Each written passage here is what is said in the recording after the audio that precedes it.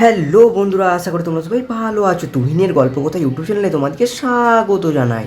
তো বন্ধুরা, তোমরা যারা এইবার 2025 সালে ইন্ডিয়া পোস্ট অফিস জিডিএস নিয়োগের ফর্মটা আবেদন করেছিলে, যেখানে শূন্যপদ ছিল টোটাল 21,413, তোমরা সকলেই জানো যে এই নিয়োগের ইতিমধ্যে 3টে মেরিট লিস্ট আউট হয়ে গেছে। First merit list, second merit list এবং থার্ড মেরিট লিস্ট, কিন্তু ফোর্থ মেরিট লিস্টটা এখনও পর্যন্ত আসেনি। তো সেই ফোর্থ মেরিট লিস্টটা তোমাদের কবে প্রকাশ করা হবে এটা তো আমি তোমাদেরকে আজকে বলবো।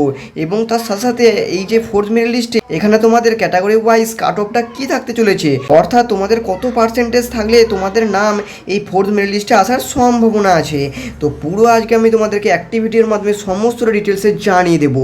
তো তার আগে বন্ধুরা, এখনও পর্যন্ত যারা চ্যানেল নতুন আছে চ্যানেলটাকে সাবস্ক্রাইব করুন, জিডিএস সংক্রান্ত প্রতি লেটেস্ট আপডেট সব থেকে পাওয়ার জন্য চ্যানেলটাকে সাবস্ক্রাইব করে দাও। আর পাশে থাকা বেল আইকনটিকে অবশ্যই প্রেস করে দাও, যদি জিডিএস সংক্রান্ত লেটেস্ট আপডেট আমি চাইলে তোমার মোবাইল নোটিফিকেশন আমাদের সবার আগে পৌঁছে যায়। এবং তোমাদেরকে আজকে আমি নিউ রিক্রুটমেন্ট সম্বন্ধে একটা বোনাস আপডেটও দেবো, তাই তোমরা ভিডিওটা প্রথম থেকে শেষ পর্যন্ত মনোযোগ সহকারে দেখতে থাকো। তো বন্ধুরা, তোমরা জানো এইবার 2025 সালে টোটাল জিডিএস এর ক্ষেত্রে শূন্যপদ রেখেছিল 21,413, এবং এখানে তোমাদের অলরেডি 3টে মেরিট লিস্ট আউট হয়ে গেছে। First merit list, second merit list এবং থার্ড মেরিট লিস্ট। এবং ফার্স্ট মেরিট লিস্ট ও সেকেন্ড মেরিট লিস্টে যাদের নাম এসেছিলো তারাও ডকুমেন্ট ভেরিফিকেশন প্রক্রিয়া কমপ্লিট করে তারা ফাইনাল জয়েনিংয়ে পৌঁছে গেছে। কিন্তু একটা জিনিস কি তোমরা লক্ষ্য করেছো, এই যে থার্ড মেরিট লিস্ট এটা জারি হয়েছিল কিছু মাস আগে, এবং এর ডকুমেন্ট ভেরিফিকেশনটা চলেছে 3রা জুন পর্যন্ত। তো বুঝতে পারছো 12-14 দিন সময় পেরিয়ে গেল, কিন্তু এখনও পর্যন্ত জিডিএস এর ফোর্থ মেরিট লিস্ট জারি করেনি। এবার এই যে ফোর্থ মেরিট লিস্ট এটা কেন জারি করেনি, জিডিএস এত লেট কেন করছে? তোমরা যদি ফার্স্ট মেরিট লিস্টটা দেখো, তোমাদের রিক্রুটমেন্টে যে অ্যাপ্লাই লাস্ট ডেট সেটার পর প্রথম লিস্টে জারি হতে অনেকটাই টাইম লেগেছিল, আবার প্রথম লিস্টের পর সেকেন্ড লিস্টটাও জারি হতে অনেকটাই টাইম লেগেছিল। এরকম করে তোমাদের যতগুলো লিস্ট জারি করেছে অনেকটাই সময় নিয়েছে এবারে রিক্রুটমেন্টটাতে। যদি তোমরা আগের বছর মানে 2024 সালের রিক্রুটমেন্টটা দেখো, সেখানে কিন্তু এত সময় নেয়নি লিস্টটা জারি করতে। কিন্তু এইবার কেন সময়টা নিচ্ছে, কেন জানো? তোমাদের আমি একটা ডিপার্টমেন্টের তরফ থেকে আপডেট বলে রাখি। দেখো, এইবার তোমাদের যে আগামী নিয়োগটা আসতে চলেছে সেই নিয়োগে জিডিএসে কিছু পরিবর্তন আনতে পারে, সেই নিয়েই কাজকর্ম চলছে। এই কারণে জিডিএসে তোমাদের যে লিস্ট সেগুলো আসতে একটু লেট হচ্ছে, অর্থাৎ ডিপার্টমেন্টে অনেক ওয়ার্কলোড এবং অনেক ওয়ার্ক প্রেশার রয়েছে। এই কারণে তোমাদের মেল লিস্টটা জারি করতে একটু দেরি হচ্ছে। তো ডিপার্টমেন্টের ওয়ার্কলোড এবং ডিপার্টমেন্টের ওয়ার্ক প্রেশার রয়েছে বলেই আমি আশা করছি তোমাদের মেরিট লিস্ট জারি করতে একটু লেট হচ্ছে। তাও যদি আমি তোমাদের বলে রাখি, জেনে রাখো, এই যে ফোর্থ মেরিট লিস্ট এটা তোমাদের আগামী 3 থেকে 4 দিনের মধ্যেই এসে যাবে। আগামী 3 থেকে 4 দিন, ওকে, আগামী 3 থেকে 4 দিনের মধ্যে তোমাদের ফোর্থ মেরিট লিস্ট কিন্তু আউট হয়ে যাবে। তবে হ্যাঁ, এরপর তোমাদের কিন্তু আর ফিফথ মেরিট লিস্ট আসবে না। কেন আসবে না? কারণ এই যে 2025 সালের 21,413 নিয়োগের সমস্ত প্রক্রিয়ার লাস্ট ডেট সেটা কবে জানো? সেটা হচ্ছে এই মাস, অর্থাৎ জুন মাসের 30 তারিখ। জুন মাসের 30 তারিখ এই নিয়োগের সমস্ত প্রক্রিয়ার লাস্ট ডেট।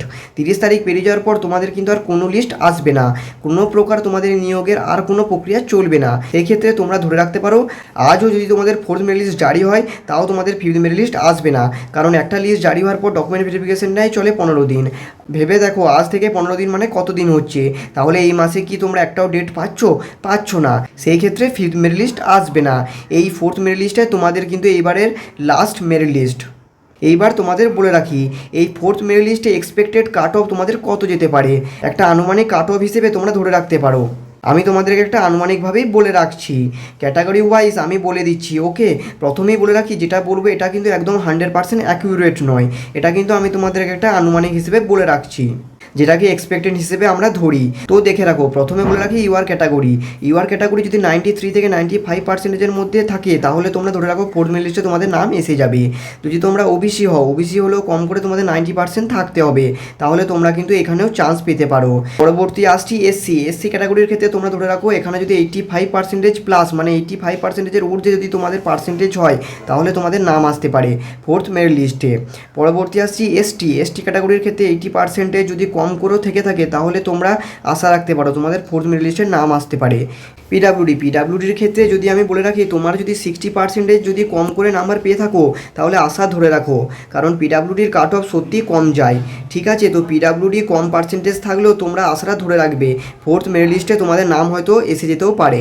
এমনটা নয় যে তোমাদের first merit list, second merit list, third merit লিস্টে নাম আসেনি মানে ফোর্থ মেরিট লিস্টে আসবে না, ডেফিনেটলি তোমাদের নাম আসতে পারে। সেই ক্ষেত্রে লিস্ট আসা মাত্রই তোমরা সকলেই কিন্তু একবার চেক করে নেবে তোমাদের নাম আছে কি না। এইবার তোমাদের জন্য একটা আমি বোনাস আপডেট দিয়ে রাখি, শুনে রাখো। এইবার তোমাদের বোনাস আপডেটটা হলো নিউ রিক্রুটমেন্ট সম্বন্ধে। তোমরা জানো এই জুন মাসে 30 তারিখ তোমাদের এই নিয়োগের সমস্ত প্রক্রিয়ার লাস্ট ডেট, অর্থাৎ 4th মেরিট লিস্ট জারি হওয়ার পর 5th মেরিট লিস্ট জারি হওয়ার মতো আর কোনো সুযোগই থাকছে না।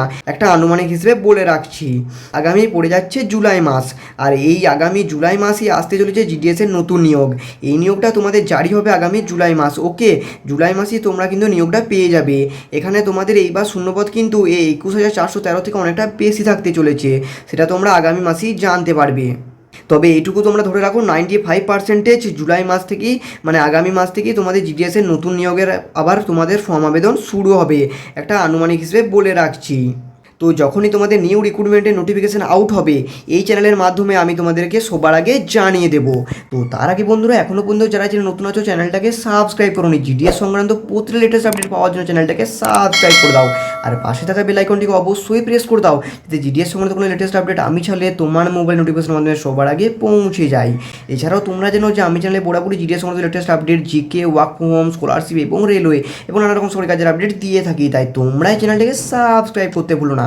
তো আশা করছি আজকের এই পুরো ডিটেলসটা তোমাদেরকে ক্লিয়ারভাবে জানাতে পেরেছি। তো যখনই তোমাদের 4th মেরিট লিস্ট জারি হবে আমি কিন্তু সবার আগে এই চ্যানেলের মাধ্যমে প্রোভাইড করে দেব। তো বন্ধুরা আজকের এই ভিডিওটি তোমাদের কেমন লেগেছে অবশ্যই কমেন্ট করে জানাতে ভুলো না, আর বন্ধুরা তোমরা কিন্তু এই চ্যানেলটাকে সাবস্ক্রাইব করতে ভুলো না। তো বন্ধুরা তোমাদের সামনে কিন্তু নিউ রিক্রুটমেন্ট সম্বন্ধে অনেক কিছু লেটেস্ট আপডেট আসতে পারে, তাই তোমরা কিন্তু এই চ্যানেলটাকে সাবস্ক্রাইব করতে ভুলো না।